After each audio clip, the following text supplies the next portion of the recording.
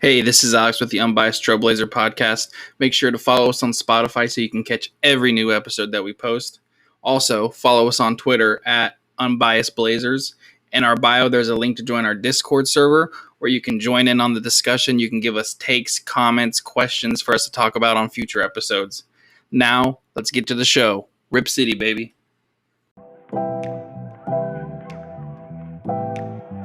When I play up game and then talk, I'm trying, Jennifer.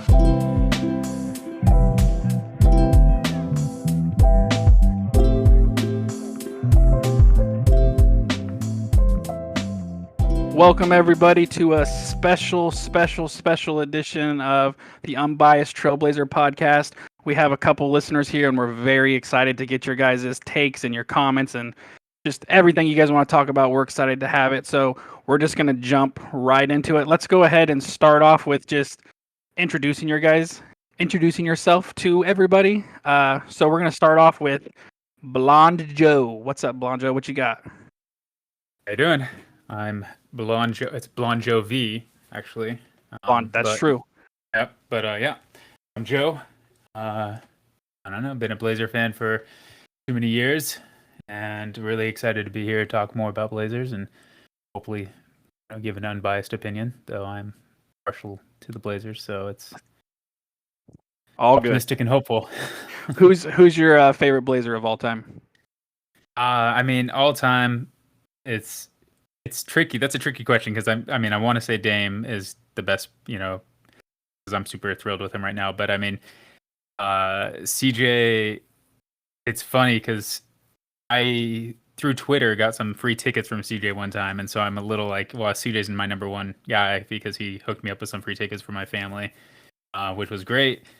So I'm gonna, it's hard for me to say which one is really the best. Sure. My favorite Blazer, I guess. Sure. Dame's never given me free tickets, and put me in the seats with, his family, and so it wasn't with, like, they were like rows away and stuff, and it was a really cool experience. And so I mean, CJ's kind of bought his way into my heart. On top of him being a great player, Sure.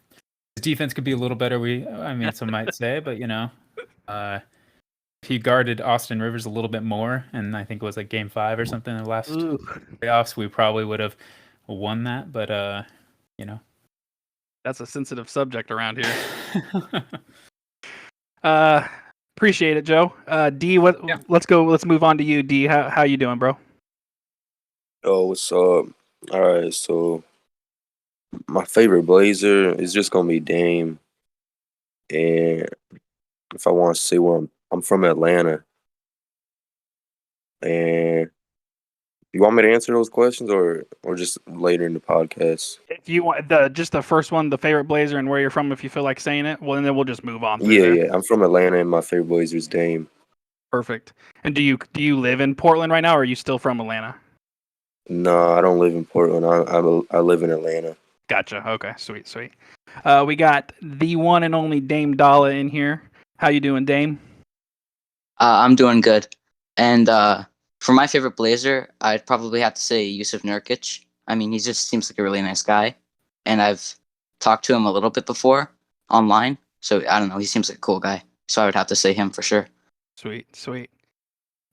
And then we got, looks like Otis. Otis is in here. Otis, how you doing, bro? Hey, doing well. I'm from Canada originally, but I've kind of lived all over. I live in Sacramento right now, actually, so I've gone to a few Blazer games here. And then my favorite Blazer would actually have to be LaMarcus Aldridge because he kind of bridged the gap from kind of the Jail Blazers era to kind of this new Dame era that we have on our hands. So he kind of kept the torch alive for a long time. So that's probably my favorite one. Obviously, Dame is coming up strong, but LaMarcus is I got his jersey and stuff, and I just watched him for so long. So he's probably my favorite one. Yeah, I mean, for a while, him and Brandon Roy were what was carrying our team, even though we weren't having very many winning seasons with them. That was the main attraction, was them for a long time. So I totally get it. And really, I mean, Brandon was great, but yeah, obviously just kind of burned, twice as bright for half as long, unfortunately. So yeah, unfortunately. just night in, night out. He was always there. So I'm happy that you guys are here, and I've been looking forward to this for the last couple of weeks that we decided we were going to do this. Um, so with that being said, we're going to go into our questions. We're going to get this podcast going. So starting off with Joe, your thoughts on this last year's season? What do you think? I mean, last year I think the first thing that comes to mind is just being disappointed, but I think that probably is the same for a lot of Rip City. There's just I have high expectations. I went into when we started the playoffs.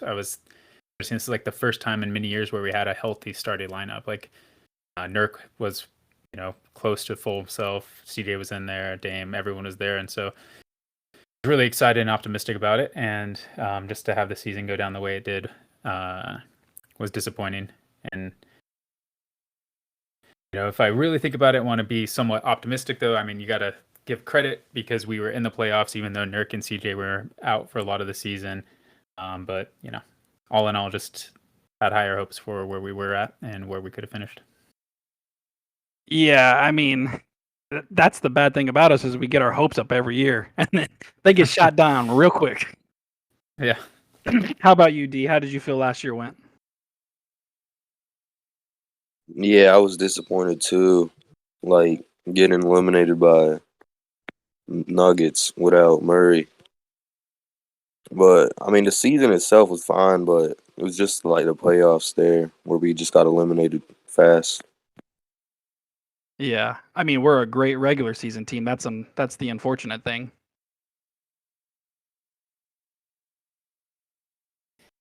Definitely is too often proved that we're a playoff team, but not necessarily a contending team. Yeah, unfortunately. Dame, what about you? How did you feel about last year? You got the inside scoop, so what you got?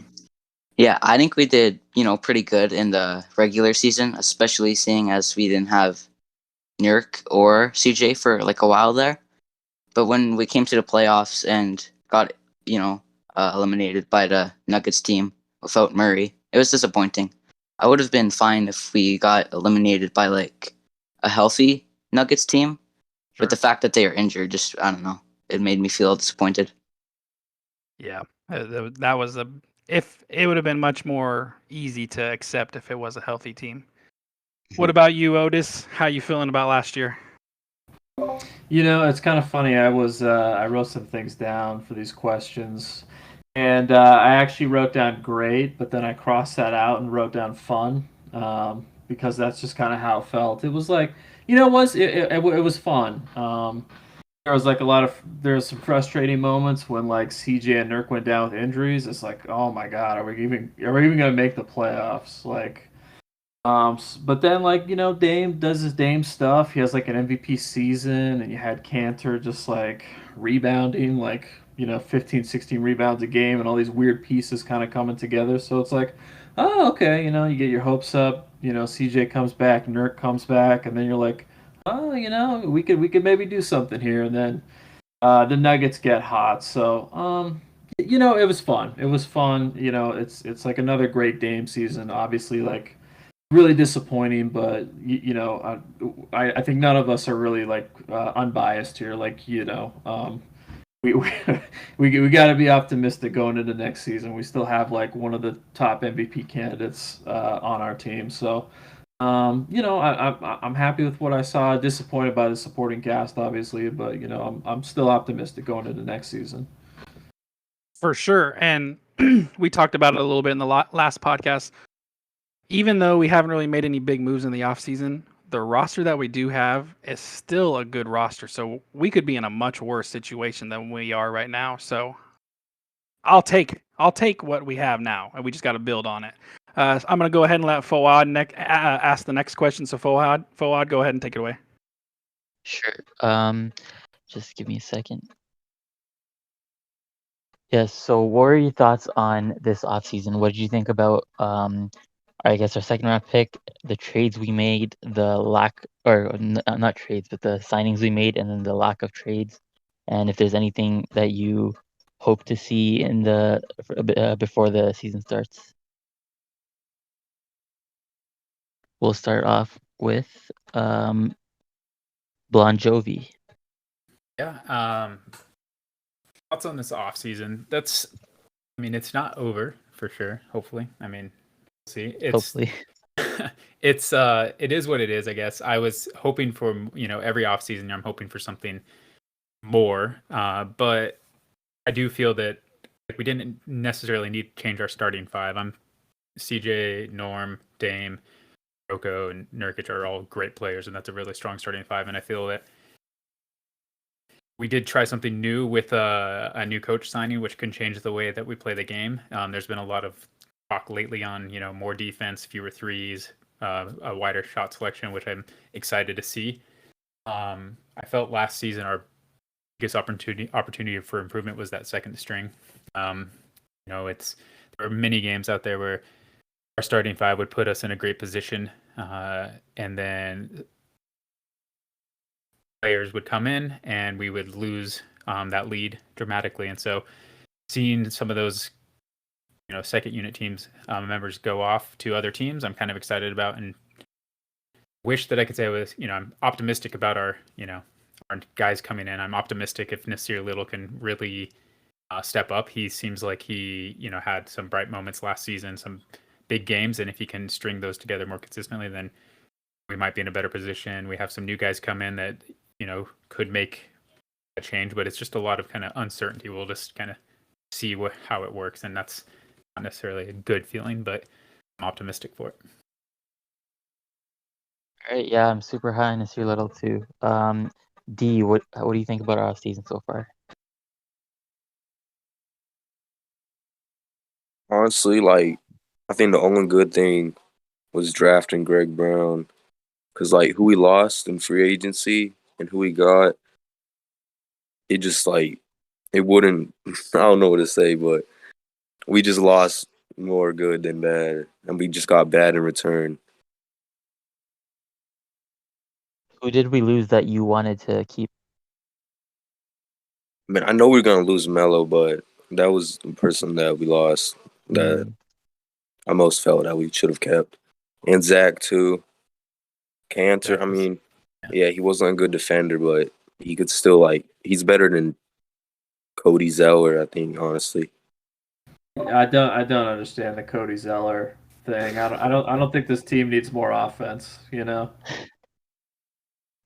The Zach Collins, you mentioned him. He was a player that I was hoping would make a comeback for our team. Not necessarily this season, because it's kind of uncertain what his game's like, but even last season, and just was hoping that he could make it. I felt he brought a lot of energy and passion to the game, and he had got into the other team's mind in some ways and got in their head and kind of took them off their game and stuff. And I just was hoping he would make a comeback to our team and make an impact or stick around. But yeah, I think a lot of Blazers fans were really excited for Zach. Hopefully, he can put it together elsewhere, even if it's not for us. Dame Dollar, what do you think about? Oh, actually, go ahead. I was just going to add on to his point about losing both Melo and Cantner. Keeping one of them would have been great, but I don't think having the pair of them together was always the best for our team. So. Mm-hmm. Dame Dollar, you're up. Well, I like what we did in the draft with Greg Brown. He seems really fun to watch, and I think he could be really good eventually. But as for free agency, I also, wasn't a big fan of losing Cantor, Melo, Zach. But, and we also didn't sign very many, important, special people in free agency. So I don't know. I hope we do more, but I'm not disappointed yet. I'm still optimistic. Yeah, we do have one more roster spot, so maybe we'll do something with it. Otis, what do you think about what we've done so far? Yeah, I thought I don't know. I just some of the criticism is just kind of funny to me. It's is there some perfect player who's 3-and-D who we're gonna sign for the minimum, who's gonna start every game? I don't know. Maybe you guys can tell me, besides our own guys, who we could have gotten free agency. I don't really know who that player is, and we're probably going to talk about that when we talk about who we could trade CJ for, trade for period. I just don't from a free agency standpoint, we can't always get those guys. But the Cody Zeller thing, I mean, he's not bad, but I mean, it's just I think I'd almost rather have Canner and just have these guys just rebound. I mean, what did you guys think of the Cody Zeller thing? Was that kind of does that raise our floor at all, or what do you guys think about that? Me personally, I wasn't too thrilled about the signing, but I've seen other Blazers fans like they're trying to sell us on it. Like if he's even a slightly above average defender, he could probably make our bench lineup a lot better in term because we already should have enough offense from the other guys. So if he can help be a rim protector, then I think that could be good for us. But my initial thoughts, I wasn't too excited either. Otis, kind of what you said. We don't have much money to make moves, so Yeah. Cody Zeller is about the best you're probably gonna get, and I don't think that's no one should be thrilled we got Cody Zeller, but I do think he can come off the bench and help us, especially on the defensive end. And anything he gives us extra is a bonus, but I don't expect great things out of him. I just hope that he comes off the bench with energy, stays healthy. Number one, that's the most important, because at this rate, we only got 2 centers, so we need him to stay healthy. So, I mean, I'm so on it. I hope he does good for us. I'd love to have him do good for us.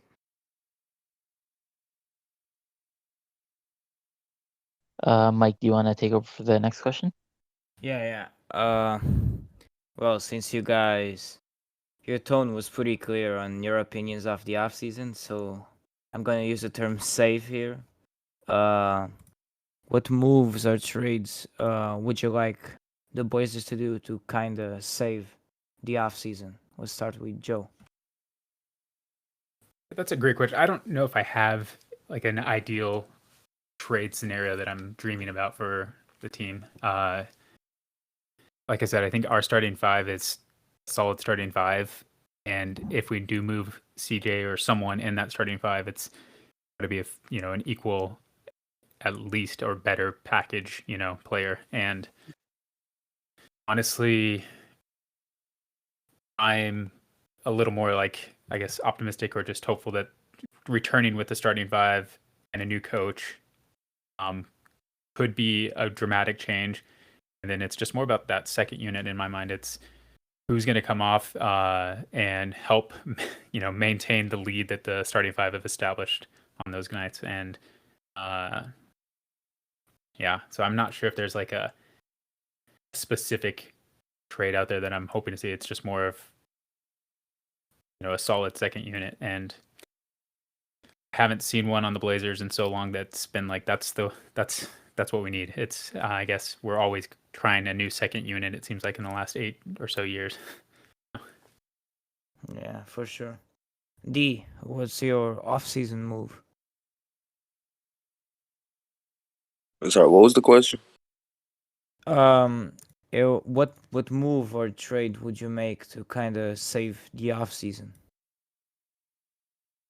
Probably like one involving CJ, but to get Norman Powell at the shooting guard position instead of the forward. So get like a defensive small forward and get Norman Powell at the shooting guard. Yeah, for sure. Yeah, I agree with that. I think he's best as a 2 myself. Yeah, for sure. Dame Dollar, I know you've expressed your concerns in some press conferences, but what move would you like to be made in the off season? Well, I mean, kind of what D said. I just want, to have Norm at the 2, at the shooting guard, and have CJ traded. And, I mean, get any small forward, really. It'd be best if he was, a defender, though. I don't really have any specific trades in mind or anything, though. Yeah. Otis, where you at? Yeah, I think everybody's kind of on the same page in terms of like kind of seeing this move coming of just putting Norm at the 2. Like, in some ways we kind of played that last year where we just had 2 shooting guards with him and CJ. So, you definitely just, and the way basketball's played right now, like you really don't need there's not much difference between like a small forward and a power forward, So, Couple names I was just thinking of. Brandon Ingram. He seems not gettable, but then you look at the Pelicans and kind of what they're doing over there. They're like they didn't sign Lonzo, they lost him for nothing, and then they like traded picks to get Devonte Graham. So it's just they kind of don't seem like they know what they're doing. So maybe you could just maybe give him CJ and like I don't know 2 to 3 first round picks. Maybe you could get him. Maybe TJ Warren. I'm thinking more of a small forward, but someone who works well without the ball too, because we have Dame. I mean, he's going to have the ball in his hands a lot. Norm probably will, and even Nurk. He's good having the ball in his hands, kind of on the elbow and passing. So somebody who's kind of a good cutter can kind of run around the court without the ball. I would have said Siakam would have been my dream, but I think he's staying with the Raptors too. I don't think they really need CJ in any way on that Raptors team. So yeah, just somebody with length, like what we're talking about, and then Norm. I mean, honestly, I don't know if you guys would agree with this. It just kind of seems to me like Norm kind of plays better defense than CJ at this point. He shares the ball more. He shoots 100%. She shoots Yeah. the three a little bit better, so it kind of fits our team better to have Norm, which is like I don't know. I think everyone's saying, "Oh, the Blazers offseason is terrible." Well, I mean, we signed Norman Powell, who's a pretty good player, and that wasn't a guarantee. I mean, he was an unrestricted free agent, so I don't even know why other teams didn't sign him. To be honest with you, he had some great games for us in the playoffs. So um, yeah, and like one of those names, but I don't think the perfect move is out there by any stretch. And you just take a look at the league now. These general managers aren't dumb. Nobody's just gonna you're not gonna hoodwink somebody. So the only thing I think I don't know. What do you guys think of Ben Simmons? Like, is he a good fit for this roster? Because for me, even like with him and Nurkic, I don't really see how that works. Like Bon Jovi, what do you think about that? I haven't been supportive of the Ben Simmons. I just don't see him as a strong player for our team. I mean, I think I should say I don't see it worth the trade of CJ. I think we'd probably lose more bringing Ben Simmons in. I know we need more defense. I'm hopeful that with the players on our team and some new coaching staff, maybe CJ and others can learn and improve their defense. But I just think we'd be losing a lot with CJ just to bring in Ben Simmons. And yeah, he was definitely wasn't high on my list. But I'd also want to add that I think that Norm is he's got fire that I think a lot of our players didn't have last season. I don't know. It seemed more hungry and more kind of into the game and wanting to win. Like, there's more heart there than I saw in other players. And so to bring him back is huge. And I think, seeing his impact on our team through the full season is going to be exciting for this next year. For sure. Yeah, I don't. So, I love CJ honestly, but it might just be time. He's been great, kind of with Dame out and having the ball in his hands more and being like the starting guard. So I think maybe he would be better doing that on another team. I mean, every time I watch CJ, I don't know if this kind of sticks out to you guys, but he really doesn't pass to Nurk. I don't know. There's just Dame and Nurk have this connection. It seems like CJ kind of doesn't, and CJ gets tunnel vision a little bit with these mid-range jumpers, which CJ passed to anyone. I was gonna say that's one of yeah, our yeah. biggest complaints in the playoffs was he was not passing to anybody. Yeah, and I mean he did. He's the guy who scored 37 in Game 7 against the Nuggets, so Yep. he can do it. But it is just one of those things where it's like, man, sometimes I mean when it's not on, you gotta pass, and that's one of the more frustrating things about this season. I think was he had a career high in assists before he got that injury. So, maybe you just hold on to him for the first start of the season and just kind of see what happens and see if he gets back to that kind of. I think he's an all-star right now, but even when he, I think he's averaging 27 and maybe 4 or 5 assists a game, just on fire. But I think, and I mean, that this kind of ties in with the coach stuff. You need to have more team play too. It just can't be my turn, your turn type stuff.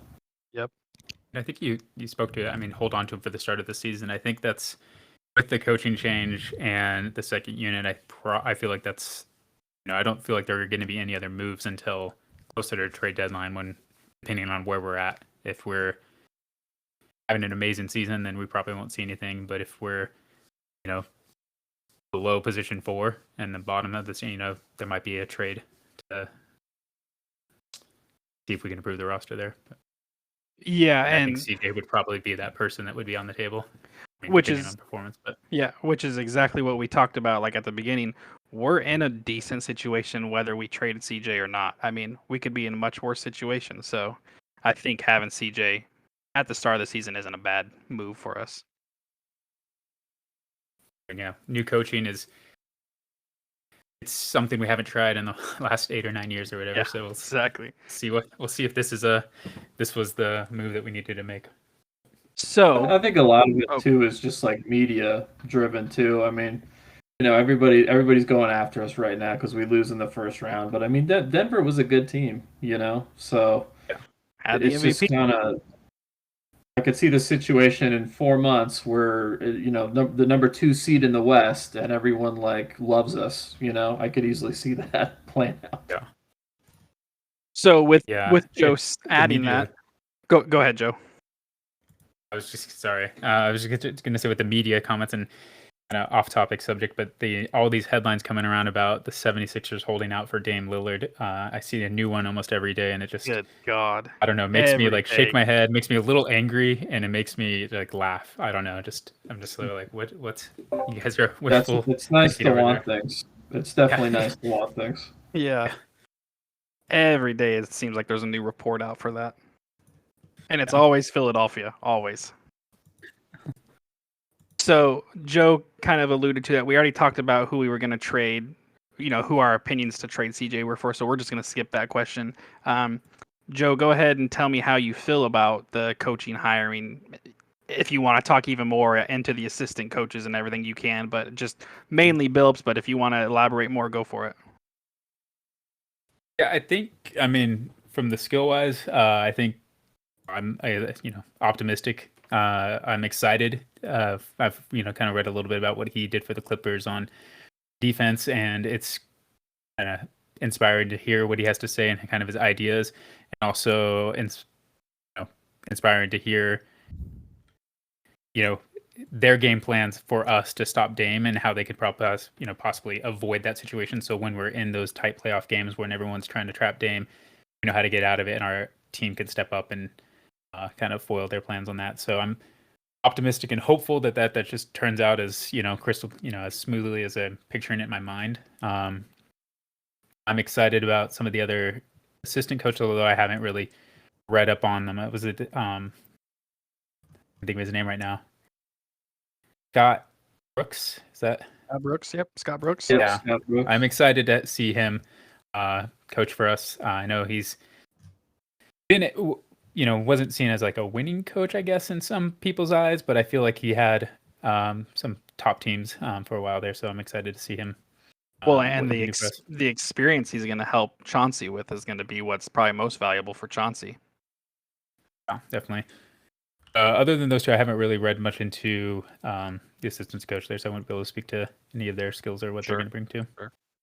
What about you, D? How you feel about the coaching hire? I think it's probably like the best options we could have gotten this year, as we got an experienced head coach as the assistant coach, and Chauncey, who's a good defender when he was playing too, so he knows defense. So I think he'll improve our defense this year.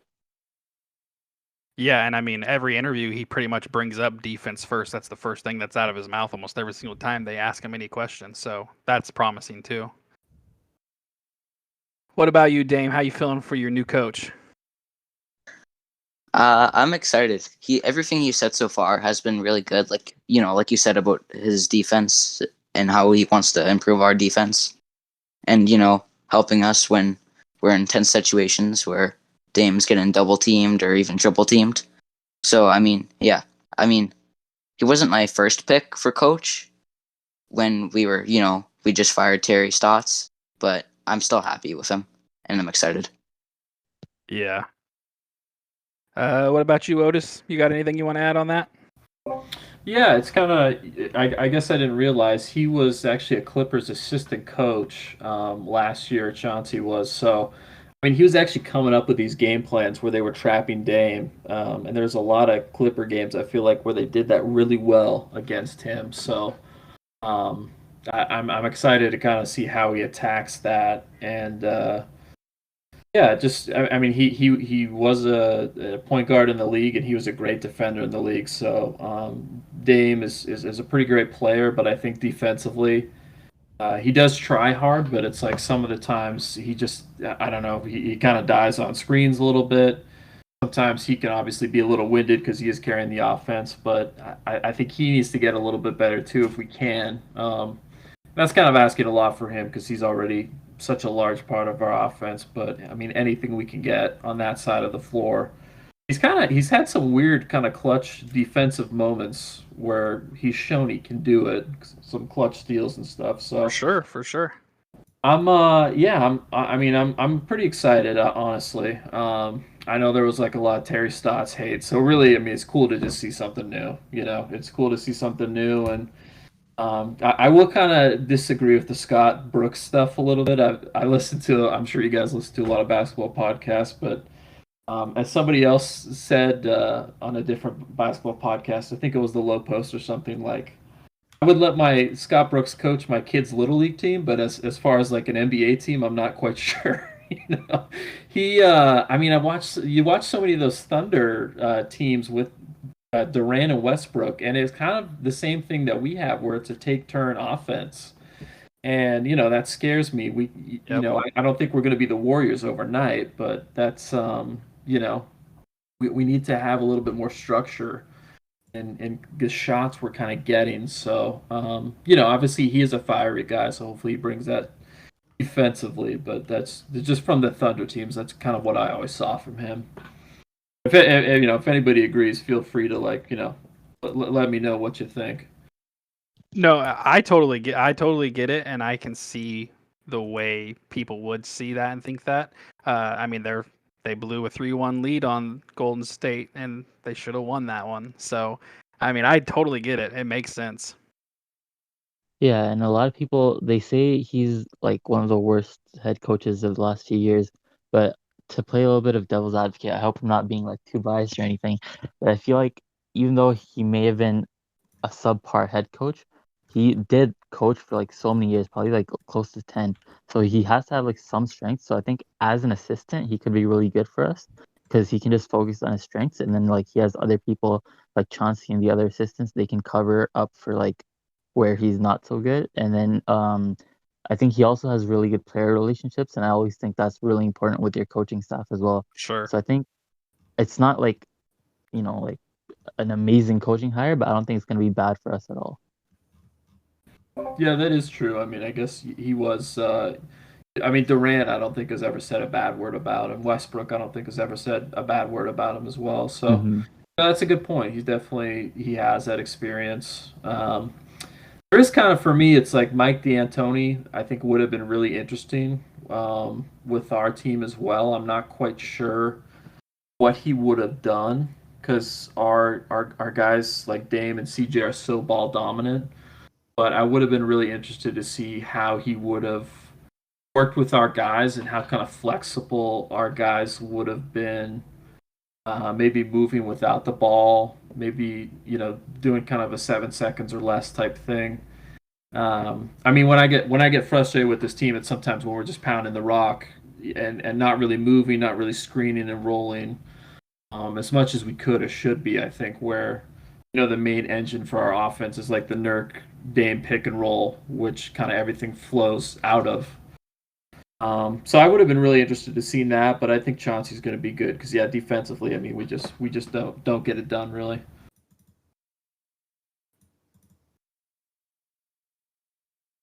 Yeah, I kind of wanted to see D'Antoni with us as well, but I'm open to Chauncey, and I'm excited to see what he's going to bring. Everything he's said has made me excited, but we have to see him actually put it on the court now. I guess we can move on to the next question. Just 1 second. So what? Let's just go around. I guess the table or whatever. And what are some of your all-time favorite like Blazer moments, whether it's the playoffs, regular season, Dame era, even older if you have a favorite from then. Just let's switch up the order and we'll go back to Otis. Your favorite Blazer moment of all time. For me, it's going to be kind of the classic Brandon Roy 24 points against Dallas, which Woo! is where, like, yeah, I can remember exactly where I was. It's like the JFK assassination. I remember exactly where I was in that moment when it happened. That was crazy. He hits a three before the end of the third quarter. So you're just hopeful that something will happen. And obviously we're all fans. Like we don't want to, we kind of know we're getting in our heads a little bit, not truly being like unbiased, but. I don't think I've ever seen anybody play like 12 better minutes of basketball. And I don't think even if you watch Brandon Roy highlights, it's such a unique experience. Like the only person who's come into the league that really reminds me of him is like Markelle Fultz pre-injury, where you have the athleticism, but you also his mind is like the best thing about him, where he's gliding around. And he looks like he's like a move ahead of everybody, and like. He's making the best plays. Like he's making a three when he's shooting a three when he should be shooting a three. He's penetrating when he can penetrate.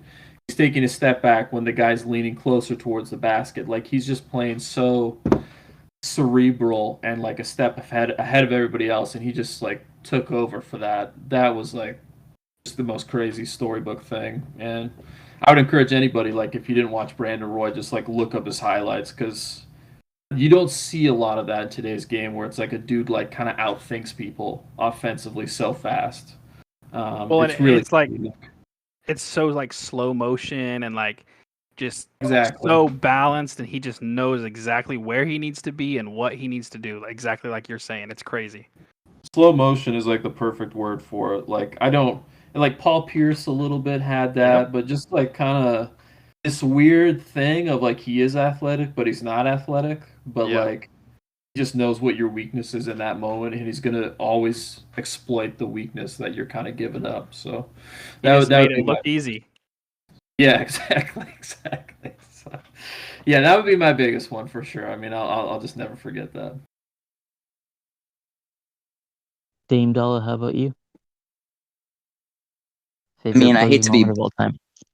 I hate to be boring, but I mean, it probably would have to be the OKC buzzer beater against Paul George. I mean, obviously. I mean, that's a lot of people's favorite moments. I know. It was just it was felt. I don't know. I don't really need to explain it. What did you think when he like took the shot? Like, because I was like, the game is tied at that point, and I'm like, are you really going for it at this point? It's like, oh my god, like, dude, you hit it. I was actually a little bit like annoyed when he first took the shot. I was like, nah, I mean, that was dumb. And then when he hit, so was I, honestly. Yeah, I wanted to drive in too. Exactly. And when he did it, but when it went in, I was like, oh, okay.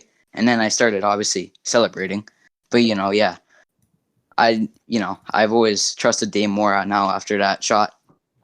So let me ask you a quick question. Since that shot, have you ever questioned any kind of shot he's ever taken? Because I never have since then. No, I haven't. It's just, you shouldn't. I don't think I have either. Mm-hmm. Yeah, I mean that it was just funny. I just can remember the score being tied, so we didn't like need a three. And I think a lot of players do this where they go just farther and farther back, and there's like it's really Dame and Steph for like who can really do that. I mean, there's some other guys like Trey who are kind of coming up, but it's just funny for me to think back on it and kind of being like a little annoyed as well, Dame, that he was taking that and not driving because he's pretty good driving too and stuff. But I mean, I don't think I've ever questioned it ever again after that. I just add one little thing to that. One of my favorite parts of that whole thing is seeing CJ in the corner waving at him to go. And like Lillard just at no point was even like considering moving from where he was at. That's funny. I'll have to look that up. That's hilarious. You know what that also reminds me of? Seth Curry, and he was standing in the corner too. He was Yep. trash talking the Nuggets Yep. bench. He was like, "Watch, he's about to hit the shot or something like that." And Yep. then game launched, and he just turned. Seth just turned around and smiled at them, and he's like, "I told you." Crazy That stuff. was.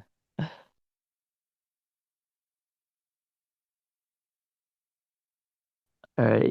Do you guys have anything else to add on?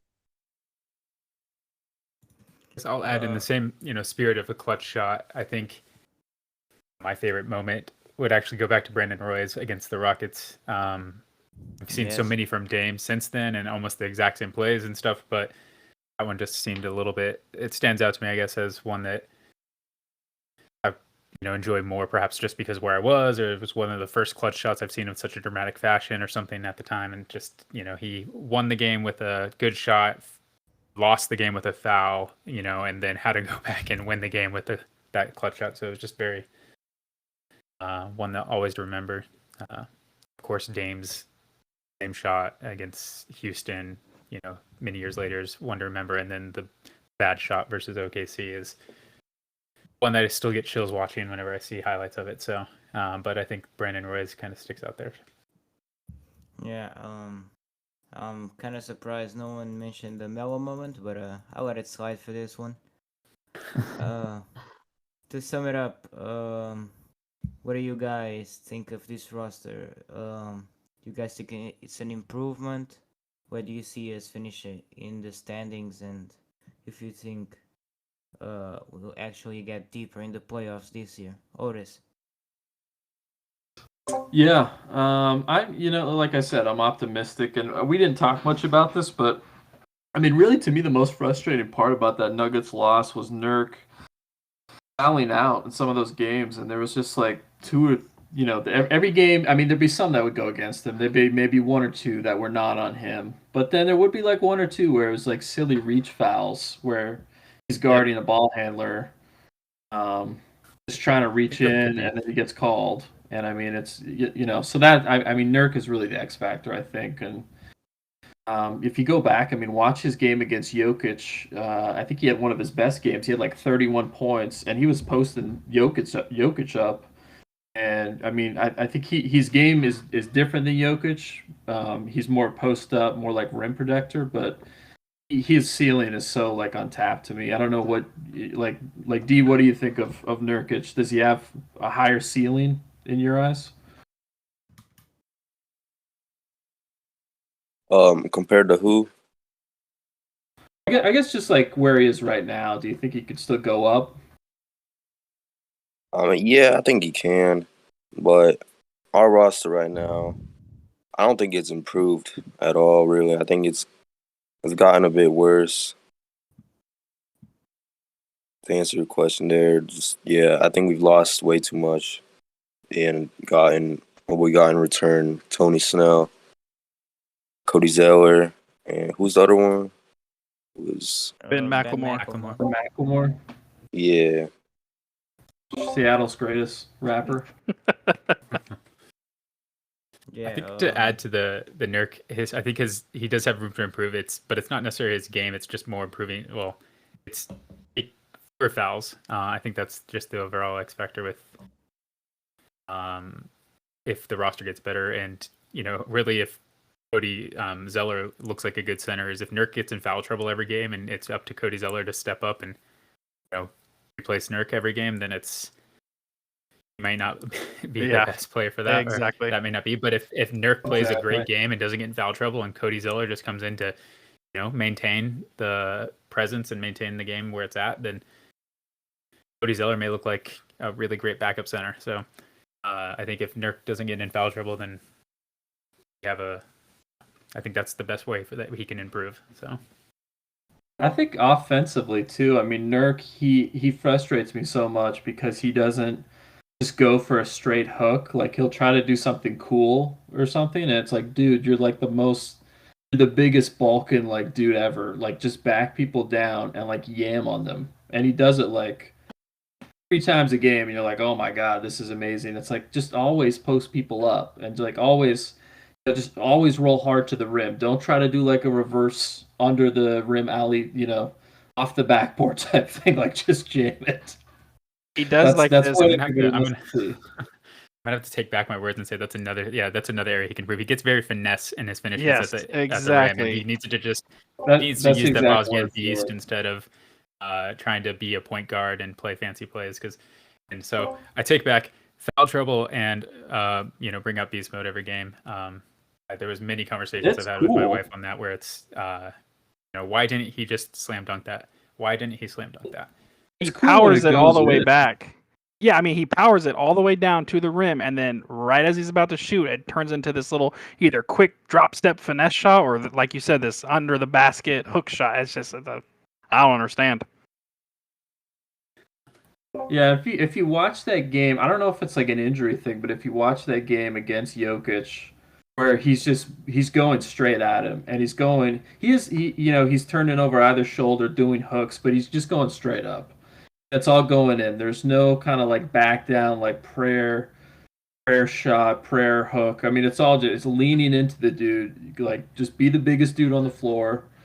And obviously, I'm not saying like post him up every time, but I think that's just where he could get so much better.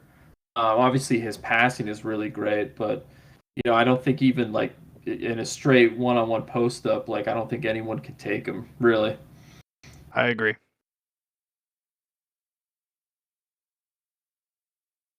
Does anybody have anything else they want to add to either that question or just in general?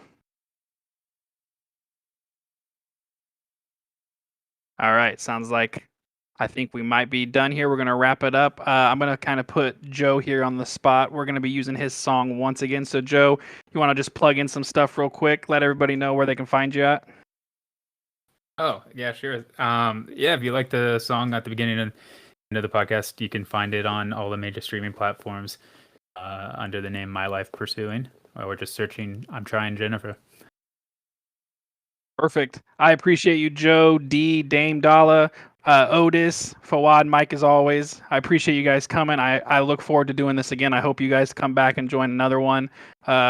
We appreciate your guys' input. We appreciate you guys listening and just enjoying it with us. As always, Rip City, baby. Rip City.